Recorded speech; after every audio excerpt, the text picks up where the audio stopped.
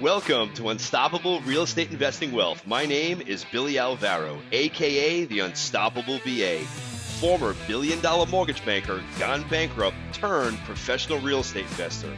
Where each week you'll learn the tools, strategies, systems, and secrets myself and other highly successful real estate investing entrepreneurs use to start, grow, and scale their businesses, creating massive profits, and how you can too.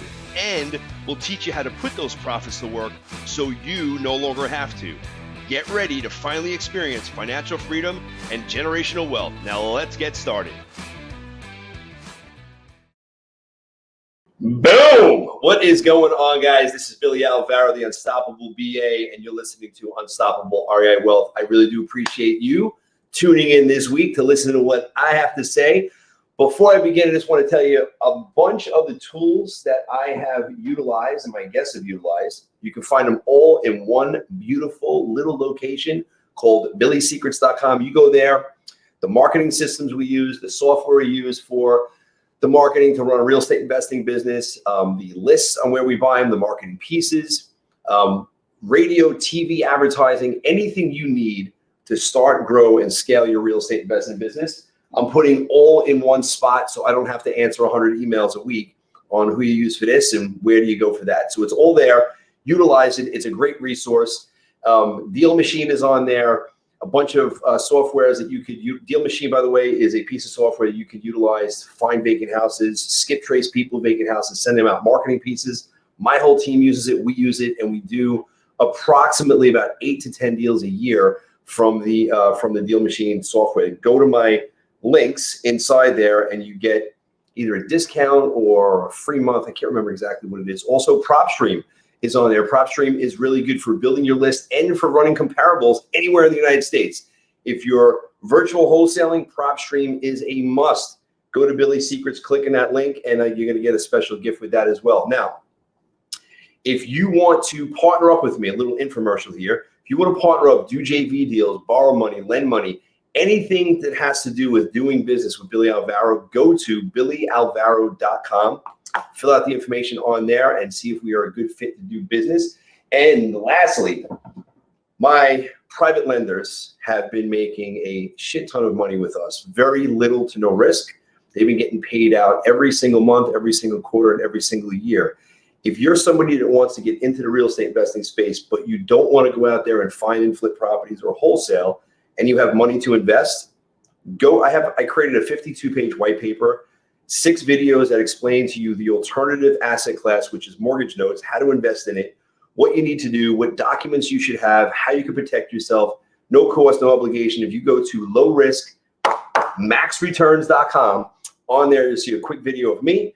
You'll get the white paper. There's a webinar that you can choose to listen to, and then there's 6 3-minute videos that explains the differences from real estate investing to the stocks, to bonds, mutual funds, CDs, even investing in notes versus single family rentals. So check it out, Low Risk Max Returns. If you have money you want to invest, that is a good resource that you could utilize to check out. Now, today, what I'm going to be speaking about, I'm going to be going through, so I've been posting on Facebook a lot about what I'm doing out here in New Jersey and out in New York. I moved to New Jersey when the pandemic hit, and I can't just sit and live in New Jersey and still do business in New York. So I had to start doing something out here. And of course, it's real estate investing. What we've done in the last year is we've mushroomed New Jersey and we've expanded New York considerably. As of last Wednesday, I'm recording this on a Tuesday. As of last Wednesday, our pipeline had 89 properties in contract to purchase. We have right now 23 properties between New York and New Jersey that are in one phase of construction or another. And we have about a dozen right behind that are in the planning phase that we're just getting ready to close to push out. Now, one of the questions, not one, but multiple questions I've been getting asked on my DMs on Facebook and Instagram is not so much how we're finding them. That's one of the questions. But a lot of the guys that want to get into rehab where they're rehabbing is saying, look, like, what are you doing? What's your process? Go in and can you break down how you're running your rehab jobs? And look, full disclosure, guys, I am not going to proclaim to be the real estate guru when it comes down to renovating properties. I've been doing it for 13 years. I have a killer system. I've been in the last year and a half really gearing this towards opening up a construction company, which we did in New Jersey, We're a fully licensed operational construction company with 6 employees, and we're going out to New York and put a license in out there. And there's a couple of reasons strategically that we're going to be doing that. We're doing that. But in the last year and a half, we really started putting a lot of emphasis on the construction side of the business. We've been doing it for years, but we've been doing it in a way where we were operating more or less like a project management company, and now we're really operating as a full-fledged construction company. There are some differences, but when we had the real estate, when we were doing it as a project manager, and how we're doing it now, it's still along the same lines. We're just really dialing in our processes. So some of the questions I got is, what tools do you use? What's your overall process for bringing in a rehab deal? Like, how do you guys manage it? What software do you utilize? I want to go through. I'm going to give you guys an outline. Can't go into detail because it would take me freaking hours to break this thing out. But I'm going to give you the processes, right? The phases that we go through, what the phases are, and what we do in each phase. And then I'm going to break down the tools that we utilize. I'm going to give you guys some references that you can start leveraging these tools like instantaneously to bring into your business to start, streamlining some of the processes. And then I'm going to go into, and I'm going to give you the people you're going to need in your team, and then my flow. Like, we have a certain, I call it a fish lane. When a deal comes in, multiple things happen at one time. So when a deal first comes in, it's going to go down 5 or 6 swim lanes. And on those swim lanes, certain people are going to be doing certain things simultaneously to get that file to the next phase in the process, if that makes sense. So first, let's go through. I want to break through the phases that we go through. And again, everybody does things different. This is my way. It's not the best way. It's not the only way. It's my way. It works for us at Easy Sell Property Solutions and Max Returns. So the first thing we do when a deal comes in our office, we call it the due diligence process. What is that? It's exactly what it says. It's due diligence. Let me get a glass of water here. Nice cold beverage. All right. So when a deal comes in New York and New Jersey, it has to go through and it has to pass certain litmus tests to ensure that the property that the acquisitions teams brought in is going to meet certain criteria for us to do it. So first, obviously, we do a review before it gets put into the pipeline.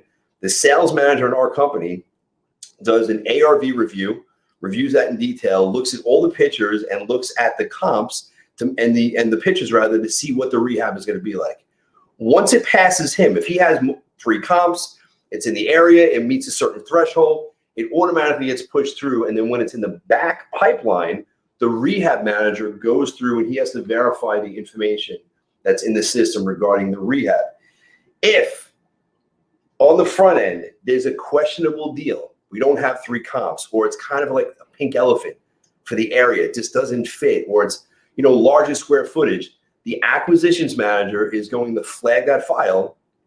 And what we do every single Wednesday is we'll go through and we'll analyze. We'll take 10 or 15 minutes just to analyze that deal and go in deeper. We have 3 people that go around. We do a Zoom, and everybody's going to put their thought process into, is this a deal worth pursuing, or should we take it and go down another road? Maybe wholesale, maybe flip it to somebody else, whatever. So it's important that you have a process outlined in the beginning when a deal comes in. Now, if it passes everything, it's a deal that we're going to be doing. What do we do? So if this is a renovation deal that we are going to be putting our money and our investors' money, the most important things you need to do is your due diligence to ensure you're not going to lose money. You want to minimize the risk. There's always risk in this business. Our job is to minimize it, break it down so that if you lose, you're going to lose minimal. And we never want to lose. And that's the reason why we do the due diligence. So in our company, as soon as we get that deal through we usually have a 7 to 21 day due diligence period. And people are like, well, you're flipping properties. How do you get that? We ask for it, especially if we're going to be renovating. We have to go in and do our due diligence. I don't want to buy a property that, from eyesight, it looks like it's a $50,000 renovation. Once we start doing our due diligence, it could be a $90,000 renovation. That would kill the whole deal, make us lose money. We don't want to do that. So in our business, what we do is the first thing we do is we send it down, we get a home inspection report. And that home inspection is going to cover a lot of things depending on the state that we're in. Our home inspection is going to go in there, our inspector, and he's going to look at property and home. I'm not just talking about your electric doesn't work. This crap that we know we're taking care of, I don't care about. I care about the major systems. I care about the roofing system. I care about the foundation. I care about the septic. I care about the electric in the house, not the outlets, but the overall system. You know, is this thing blown out? I care if there's major mold in the basement. I care about if there's a buried oil tank. So those inspections get done. The home inspection, the oil tank sweep to see if there's a buried oil tank, the septic, cesspool, or sewer gets inspected, because that's a big nut. In New Jersey, it could be as high as $15,000, $20,000, $30,000 just to repair a septic. Not good. Water test. If it's well water, get the freaking water tested. How do I know about this? Because we bought properties, and most of the properties we buy have city water. Some of these older homes that are in these areas that they don't have city and they have well, the well water can be contaminated, and it can cost an arm and a leg. If you want to make money in this business, you make money when you buy. You don't make money when you sell. You realize the money when you sell, but you're making the money when you buy. The more due diligence you do up front, the more you invest up front, and it could cost you $1,000 to $1,500 per file to invest in to do your due diligence. I'm telling you, it is going to save your ass down the road. Now, in the beginning years, when I first started doing this, I was a cowboy. I didn't do any type of inspections for anything. I didn't get surveys. Like, I was looking back a complete and utter asshole when I first started, because I was just so aggressive wanting to bring deals in. I was buying deals, oil tanks buried, oil tank problem. There's a small leak. And in New Jersey, it's automatic. You have to like get every single thing tested. In New York, you can kind of get away with it, but it's a problem. We had cracked foundations that I didn't know about. We had water issues, well water issues that we didn't know about. So I only had to get bit one time with a certain situation, and I realized, all right, I got to start wising up, and I have to start slowing down, investing money into due diligence, because again, it's not when you don't make your money when you sell, you make your money when you buy. You realize it when you sell. So the front end, doing your inspections is important. Now, I'm not going to go through and do a structural engineer unless my home inspector goes in and says, hey, you know, you have a cracked foundation, it's sliding a little bit. I think you got to get a structural engineer in there. So we're going to go through and order specialty reports based on what the initial reports tell us. As we're going down, if you remember at the beginning when I said this, we start a rehab. When we initially do a deal, it goes down many swim lines at one time. So multiple people, multiple actions are taking place at one particular time. And in our system, in Podio, it triggers out all these tasks and assigns them to different people in our office. And then they assign it to people on the outside, all at one shot.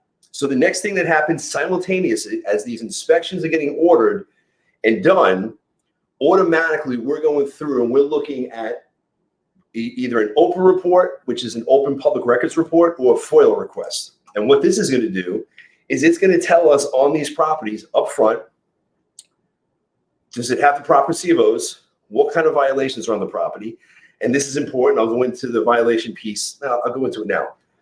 In certain areas, if we're going to go in and it's not a major renovation, it's just a pull and push, I call it. Taking out the kitchen, pushing in the kitchen. Taking out the bathroom, putting in the bathroom. You're not doing any structural changes to the house. If you don't pull your OPRAs and your FOILs, or if you don't go down to the town yourself and pull these requests to see your violation request, your CFO request, any open permits, if you don't do this up front, right, and you're waiting, and you think you're going to get away with not pulling permits on a property because it's not a structural thing, you're just doing push and pull, and it has an open violation, that violation, when you go to resell that property, is going to have to be closed out. If you did any type of renovation inside that home and the bank doesn't know about it, or I'm sorry, not the bank, the town doesn't know about it, or if you have a finished basement and the town thinks it's an unfinished basement and there's a violation for whatever, converted garage, illegally converted garage in a living space. When that town goes to come in to re-inspect, they're going to look at your home, and guess what they're going to do? They're going to look at the whole freaking house. They're going to go downstairs. They're going to see that you have a finished basement where on the record it says not finished. Now you have to like incur all this expense and time and process and money and all this other shit, which you could have gotten away with if you did your due diligence up front, you saw there was a violation, and then what you should do is you should just pull permits on that property. And again, I'm talking about if you were going to do a non-permitted property, right? Push and pull. Important. You want to know when you're getting into these deals how are you going to go about renovating? Are we pulling permits? Are we not pulling permits? Does the house have violations? If it does, pull permits no matter what.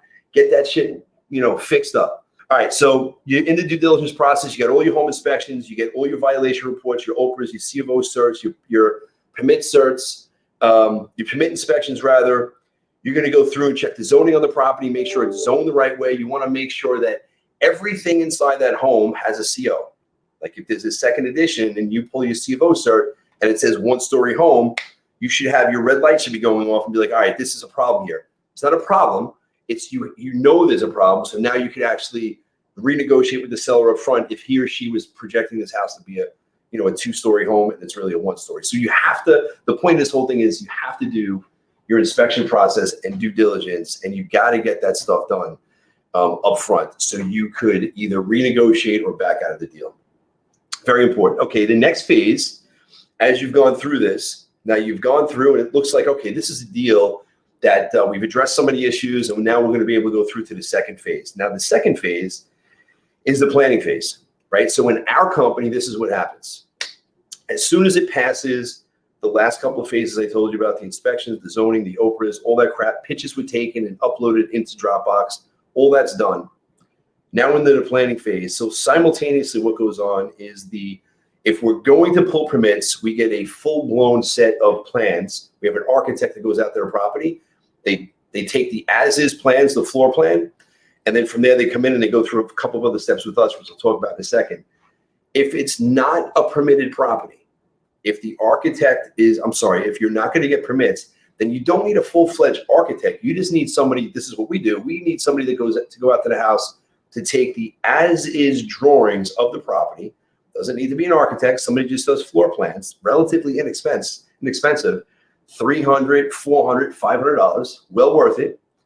What they'll do is they'll give you that floor plan in CAD, and then you could then talk with them over the phone and say, hey, I want to, set the kitchen up over here. I want to open up this wall. It's not structural. I want to take down this wall and just open up the floor plan a little bit. So it's important to get your architectural plans and your floor plans up front. So with us, it's either floor plan, architectural. From there, it comes back in. The architect sends it over.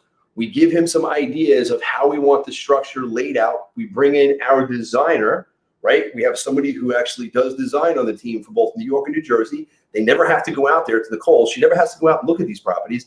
She's seeing the pictures. She's seeing the architectural plans. From there, she's giving the architect some ideas of opening up this, lay out the kitchen that way. We want to add an extension to the back. We want to dorm the property. We go through this whole planning piece of how the property is going to be laid out. She's good with layout.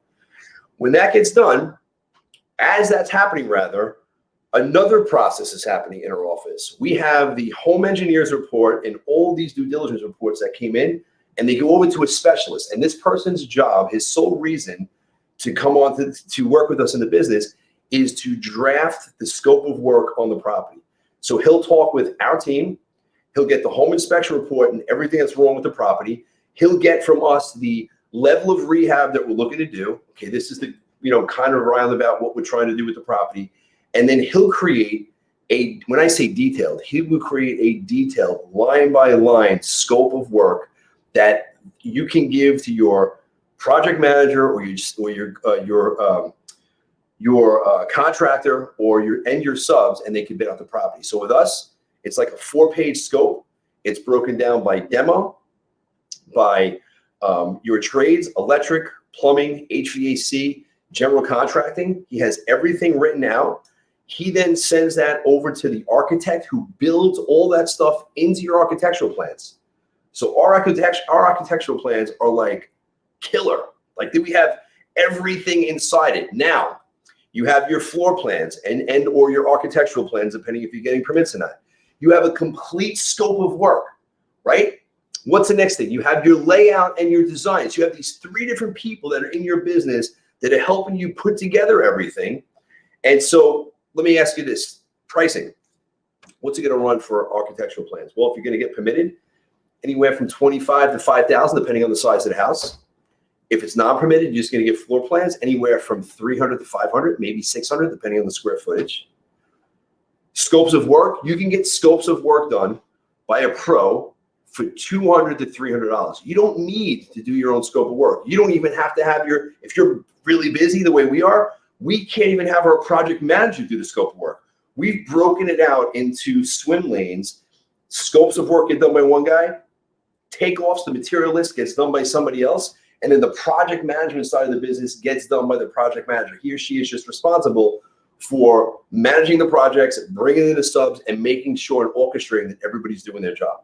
So it's set up almost like a Ford conveyor belt, right? When Ford built his business, he had everything down the line, but instead of us going one line and one person doing their job and waiting for the next, we go down 4 or 5 lanes at the same time, and everybody's doing their job.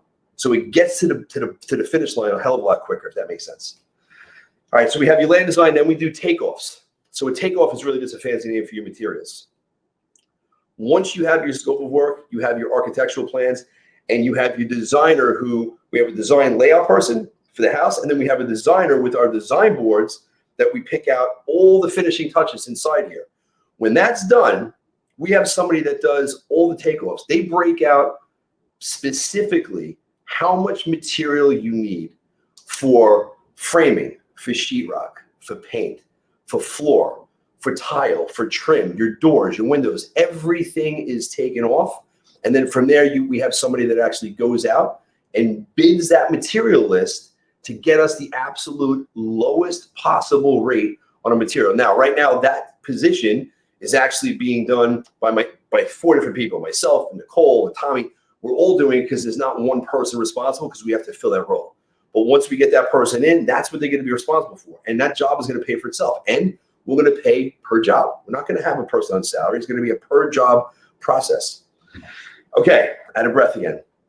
So we go through, we did a due diligence process. We have our planning process. From there, everything is ready to go and do what? To get bid.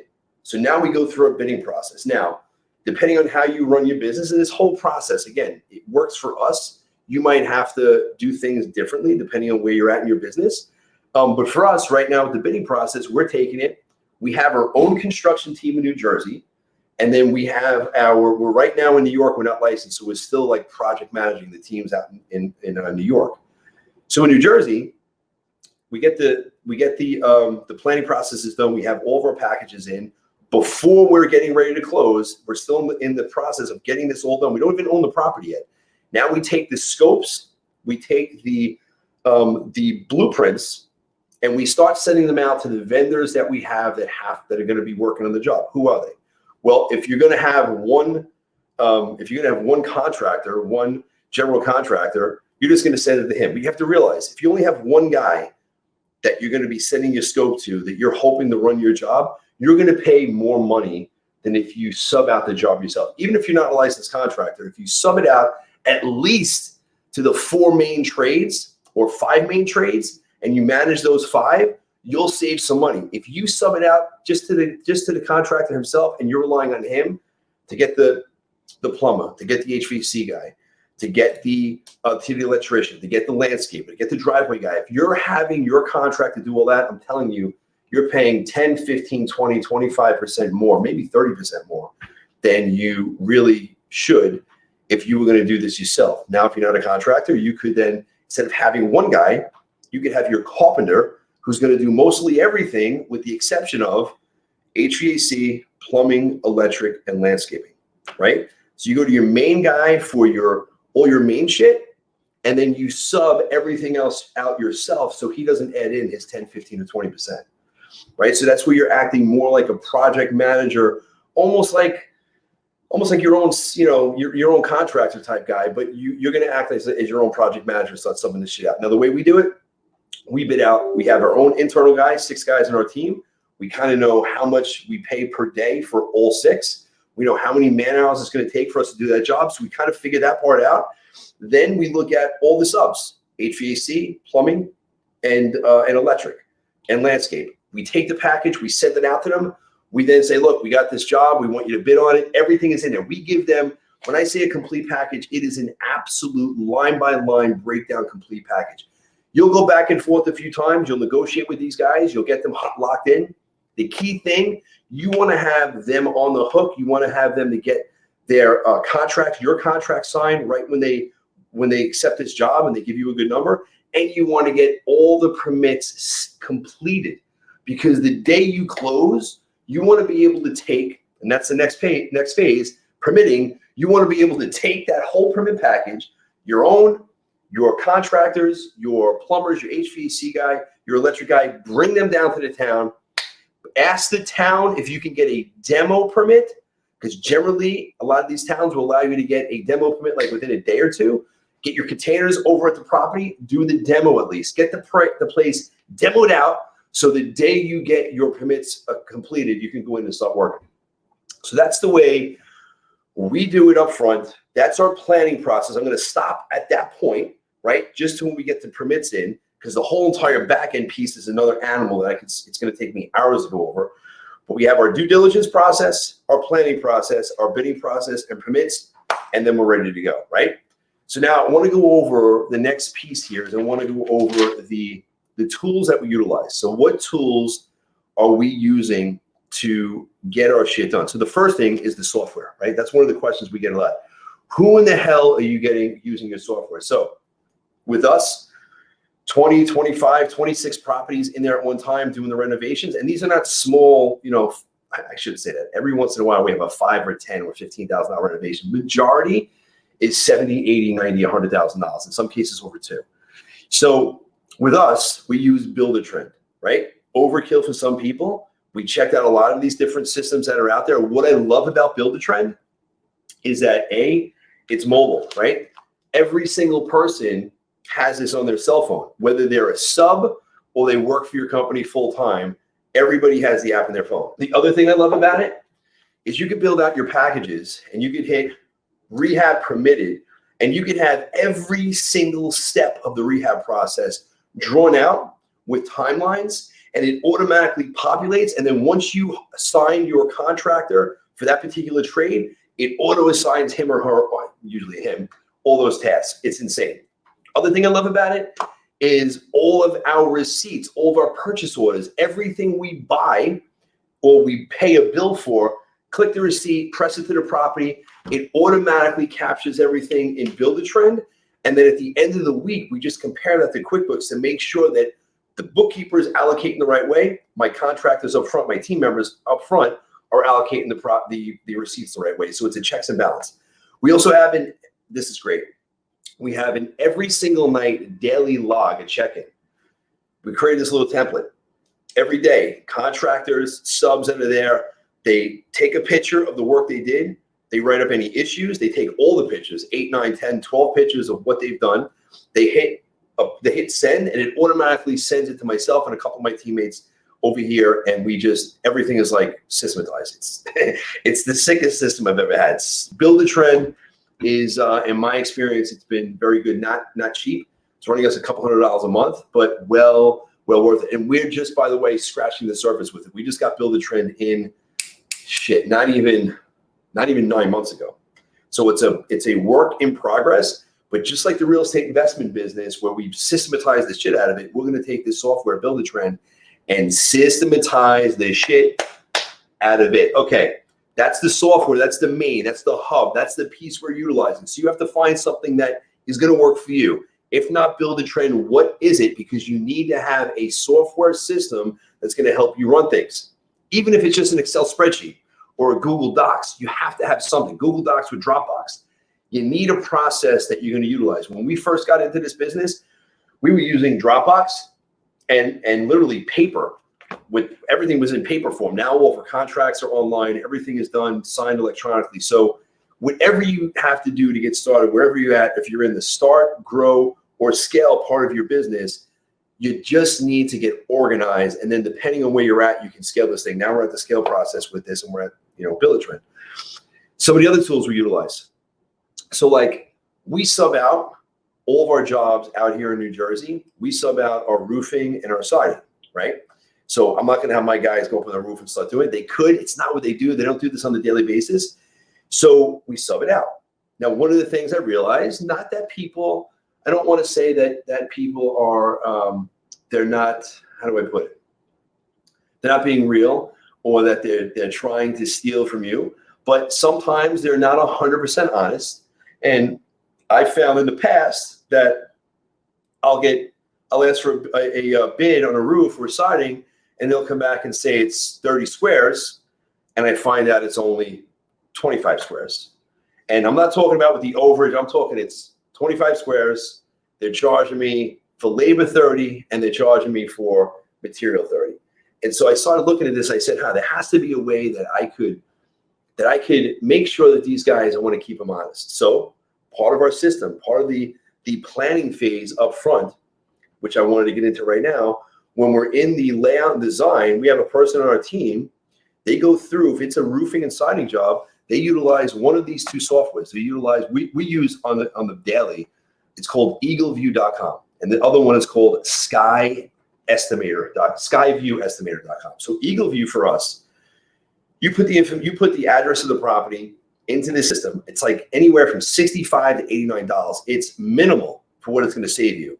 And this system has a bunch of different satellites. It goes in and it calculates what the takeoff should be, what the square should be for the roofing and for the siding. It tells you if there's windows on the property, takes the windows off. So it gives you a calculation.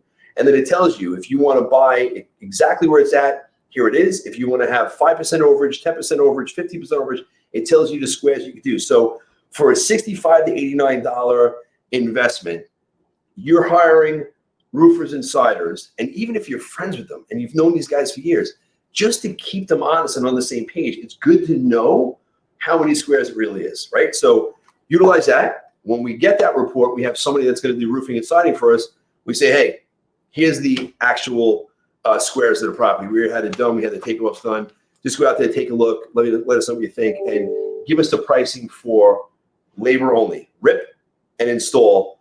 We'll take care of getting the materials ordered. We just want you, because you're the professional with this when it comes to roofing and siding, we want you to give us the material list. We'll take care of bidding it out because we save money when we bid it out. If it's not your money, they'll just buy it from anywhere and they'll pay anything and it's going to go on you. So it's a little tidbit that we just gave you. Here's another little tool that you can utilize. It's called, so if you don't have somebody on your team if you don't have anybody that you can, afford to pay to, do a floor plan, there's a pretty freaking cool tool that you can add on to your iPad.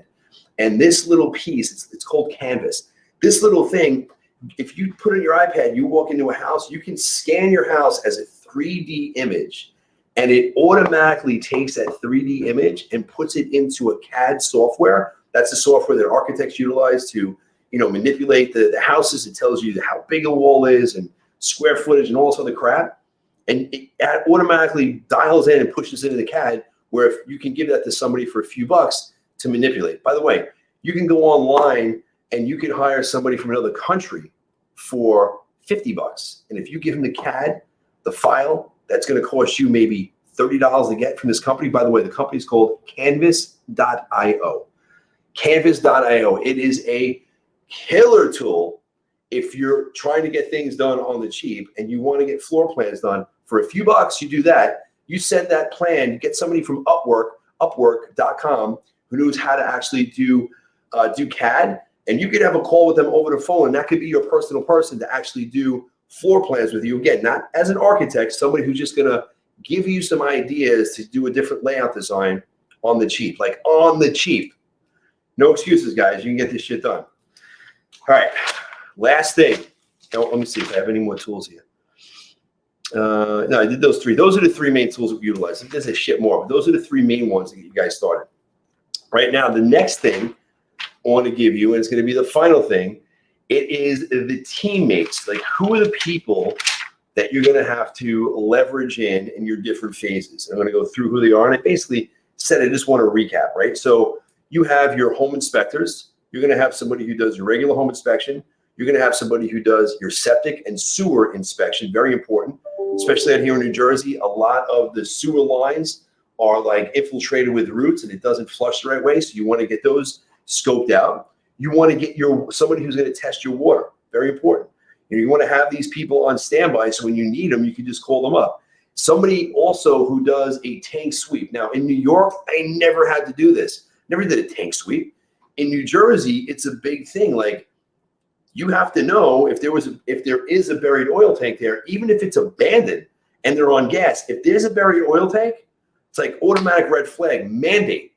The buyer who's going to buy it from you, if that thing is in the ground, they're going to get it tested. And if there's an oil issue down there, which there was on one of the properties we bought, it can run up. For that one, it was $28,000. So if I didn't do my due diligence up front and I didn't have somebody to do an oil tank sweep who told me there was an oil tank there, and then go and get it tested, at first, you can't even get it tested. In New Jersey, it's not a test, it's a mandate extraction. And when the company comes out and extracted, can't do what you do in some of these other states. Like in New York back in the day, you were able to get like somebody to come over, rip out the oil tank, and you're good. As soon as it's flagged, boom, it's an automatic extraction and it's an automatic test. And it goes right up to, I think, the DEC, whoever the hell it is here. And they tell them, the Department of Health, and they automatically tell them if there's contamination. If there's contamination, you have a massive, massive bill in your hands. So you want to get people who do tank sweeps, and who also could extract those tests. Also out here, which is not big in New York, is somebody to test for radon. Like New York, I'm like, radon, what the hell is radon? Like, you go through the real estate test and radon thing is on there, but never have I seen a test in New York happen. In New Jersey, it's all over the place. And you want to know in the areas that you're renovating, like specifically to your areas, what are the tests that need to happen? Because every geographic area is going to have different nuance. I didn't know this crap in New Jersey, oil tank sweep and a radon test. Like, we never did this in New York. So when you're going into, if you're starting renovation in your state, find out what the hell due diligence you're going to need to do, and then find out who those teammates are that you should add to your team, because you're going to need them. You're going to want somebody who is going to be on your team that's accessible, that's going to be good with floor plans and architectural plans. In New York back in the day, we had somebody that was an architect, and it was just a pain in the ass dealing with him, because he was with a big firm, can never get him on the phone, and he basically charged like a freaking attorney. And I'm like, can't do it. Now what we do is we leverage somebody who is an architect. Maybe he has to get the plan stamped by somebody else. We can leverage him, cheaper dollar amount. He's more accessible, and he's eager to do business with you, because it's like a side gig for him, and he wants to make the money. So you want to get yourself a good architect, and you want to get somebody who's a good engineer as well. Like, we've had properties out here where we do the home inspection and we realize there's a crack in the foundation, or there's something going on downstairs in the basement. It's just not structurally sound. You want to have a good engineer that you can rely on, that's good with your team, that can go out to these properties and inspect and tell you and your architect what needs to happen to make this home structurally sound. You want to have a good designer. This is key. Designer for two pieces, right? So you want somebody on your team, if you're not good at this, you want somebody on your team who's good with design layout. And I wouldn't just rely on your architect, because sometimes the architects, they're good with certain things, but with design, they're not the best, right? At least the ones I've dealt with, they're not actually like killer with design, especially in these rehabs. So they have good ideas, but you want to have somebody who really understands layouts of property and how these properties should flow. And so you want somebody to assist with design. It doesn't need to be a designer, but somebody to assist, if it's not you, to design the layouts of these properties. And that designer could duplicate his or herself as the person who does the design boards, all the finishes inside the homes, right? So as you're doing these homes, you're going to have certain packages that you're going to create. You're going to use certain flooring in certain homes, certain kitchens in certain homes. You want that person to package it. And so it's very easy when you're doing a property, they can say, okay, use the high-end number 3 package for this particular house. And it's your light gray with your higher-end kitchen, and everything is outlined with your material list, pictures of it, where to buy it, what the cost is. Only thing you need is your person who does the material takeoffs to calculate how much of it you're going to need. So it's just like a pull and push, very simple, easy to have your design packages put together.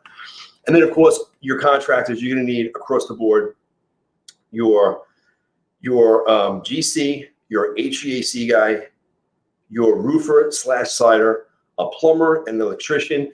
And then if you're going to like really act like a contractor, you might want to start subbing out a whole bunch of different shit, like somebody who's going to put down the floors, a finish person, a kitchen designer, a painter. So it really depends on how you're going to start running your business. If you're going to hire one contractor, one general contractor up front, he's going to handle all that, or you're going to act like a quasi where you'll hire a general contractor and then just the main trades, or you're going to like act as the contractor yourself and hire out everything, almost like a paper contract. You have no employees. You're just hiring out all the subs. I did that when I first started doing this.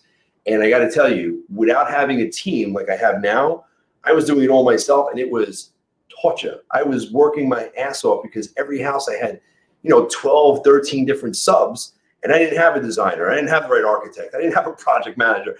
I was doing all this shit on my own, and it was overwhelming to say the least. So in the beginning, one-man show, you have a full-time job. You might want to go down hiring a general contractor or a general contractor and the 4 main subs. I would not recommend, if you have a regular job, to go, or if you're trying to scale, to go out and do this if you're on your own but you don't have teammates to support.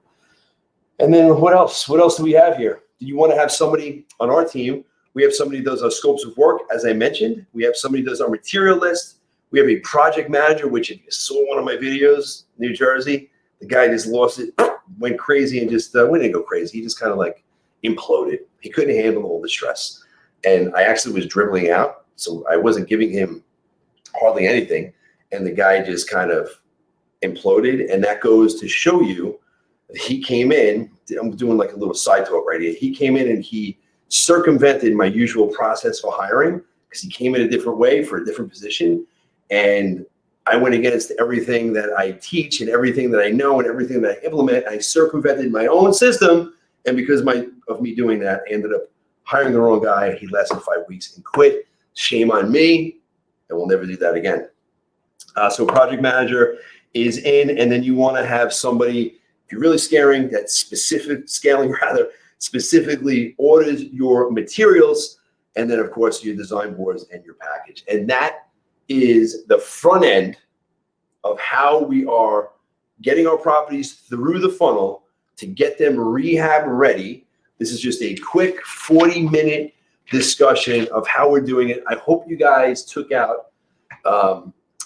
something from this, because there's a lot more to it. I can't go in such detail in a 45-minute podcast or video here on YouTube. But if you have questions, if you have concerns, if you need more information, hit me. Go to my podcast, like it, give me some feedback. Go to YouTube, leave some comments. Online, you can find me on Facebook, Instagram, YouTube, Unstoppable BA. But if you have questions, hit them on Facebook. Do a post right to me. Don't do an IM. Do a post, because I want your questions so I can create more content from those questions to give you guys feedback. You have questions, you have anything you guys need, hit me back. Might take me a little bit of time. So the best way is social media, because if it's there, I'll see it. I'll call you. I'll do something. If it's just an email, it's going to go over to my girl, Adrienne. She's going to handle it. And my schedule is going to be crazy. But I'm usually always on Facebook and Instagram just firing back. Again, if you want to partner up with me, go to BillyAlvaro.com. Check things out. We are partnering with people who are doing wholesale. We're partnering with people who are doing fix and flips. Really, New York and New Jersey for the fix and flip side, because that's where I have my people. I don't want to start going into a different area. And remember, everything that we teach about, everything we talk about, any of the tools that we utilize, you can find them. And I'll have my team put this stuff on there as well. You can find them at billyssecrets.com. I'm Billy Alvaro, the Unstoppable BA. Unstoppable because nothing will stop me from getting to where I want to go. Nothing, nobody, no circumstance. I'm going. I know exactly where I'm going, and it is straight the hell up. All right, guys. Peace out. I hope you enjoyed. I'll see you on the next one.